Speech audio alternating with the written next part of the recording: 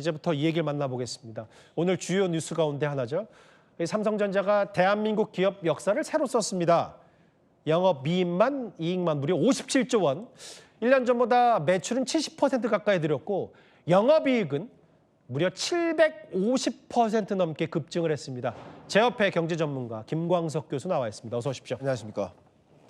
오늘 아침에 저 수치 보셨잖아요. 네. 삼성전자 영업이익 57조. 이게 얼마나 대단한 수치인지 좀 쉽게 설명을 부탁드릴게요. 일단 말씀 주셨던 것처럼 57조에 달하는 매출액뿐만 아니라 예. 영업이익까지 이것은 역대급 숫자다. 그렇죠. 단일 기업의 역대급 실적이다. 근데 더 중요한 것은요. 우리가 경제를 볼 때는 증가율로 보시면 좋겠습니다. 예. 우리 한국 경제 성장률이 1% 아닙니까? 예. 근데 삼성전자의 이 영업이익 증가율이 70%도 아니고 755%인 겁니다. 그러니까 경제 성장률의 즈음에서 비교를 해보시면 명확하신데요. 보신 것처럼 절대적인 숫자, 매출액과 영업이익의 숫자도 정말 기울기가 어마어마하지만 예. 이 증가율로 봤을 때는 정말 한국 경제의 견인차 역할을 하고 있다. 진짜 말 그대로 진짜 견인차네요. 예, 진짜 견인차입니다. 예. 근데 이런 게 있을 거예요. 반도체 대호황식이고 뭐 다른 반도체 AI 공급하는 다른 나라들도 가만히 있지 않았을 텐데 네. 유독 삼성의 약진만 두드러진다는 게 네. 외부 효과 말고 뭔가 삼성 내부적으로 달라진 게 있긴 있는 거예요? 내부적인 관점. 예. 저도 이제 삼성전자 임원분들도 자주 뵙고 또 삼성전자 반도체 연구소라든가 예. 부문별로 강의를 좀 갑니다. 근데 한 2년 전에 삼성전자가 정말 위기 국면에 놓였다. 너무 어렵다. 뭐 이렇게 했을 때 예. 위기의 삼성이라고 스스로 스스로 평가하면서 그렇죠. 그 위기를 극복하기 위한 액션들을 취했는데 월급도 안 받고 일하겠다 이런 임원들도 그렇습니다. 있잖아요. 예, 그런 그 위기를 극복하기 위한 방안 중에 하나가 이 반도체 산업 영역에서 크게 두 가지 반도체인데요. 예. AI 관련 반도체, BAI 반도체. 그러니까 AI 반도체 영역, 특히 예. HBM이라는 영역에서 기술력을 끌어올리고 거기서 정말 막대한 성과를 내는 그런 노력들이 뒷받침됐었다라고 의견을 드려보고 싶습니다. 어쨌든 내부에서 한때 초기역차 얘기까지 나오고 진짜 잘 나갔던 삼성이 돌아온 계기는 내부에서도 뼈를 깎는 혁신이 있었고. 근데 그러면서 오늘 이 삼성전자의 영업이 57조 뉴스 말고 네. 이재용 회장 재벌 총수 신뢰도에서 거의 압도적으로 1위를 받았는데 이것도 삼성의 힘입니까? 네, 이것도 당연히 삼성의 힘이라고 생각합니다.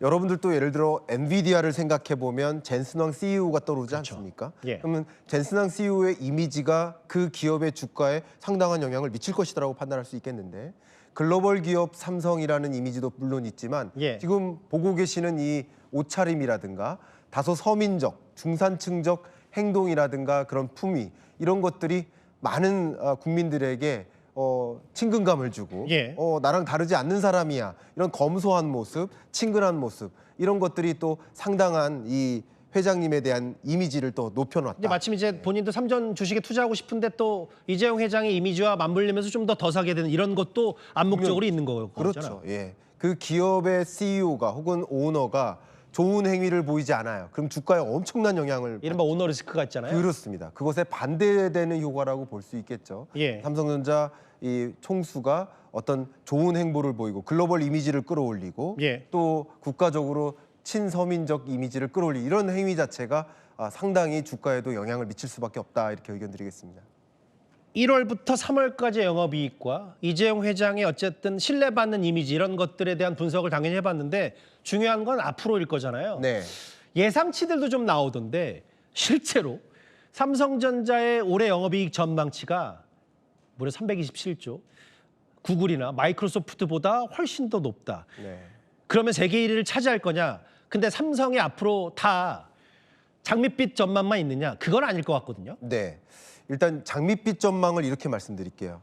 엔비디아가 없으면 GPU가 없으면 AI는 없는 겁니다. 그렇죠. 근데 역시 삼성전자가 없으면 삼성전자의 반도체 HBM이 없으면 AI는 없는 겁니다. 예. 역시 AI에 대한 열풍이 불면서 삼성전자에 대한 실적 기대도 역시 맞물릴 것이다라고 생각해 볼 수 있겠습니다. 예. 다만 우려가 되는 것은 삼성전자가 지금의 이 중동 전쟁의 여파를 잘 이겨냈으면 좋겠다. 예. 두 가지 우려인데요. 하나는 글로벌 기업들이 이 중동 전쟁 때문에 투자 심리가 위축돼요. 그게 주식 시장에도 지금 오락가락 영향을 미치잖아요. 예. 데이터 센터를 수직 증출할 수가 없어요. 아하. 전력난 때문에 예. 수요가 줄 것이라는 이 위기 요인이고요.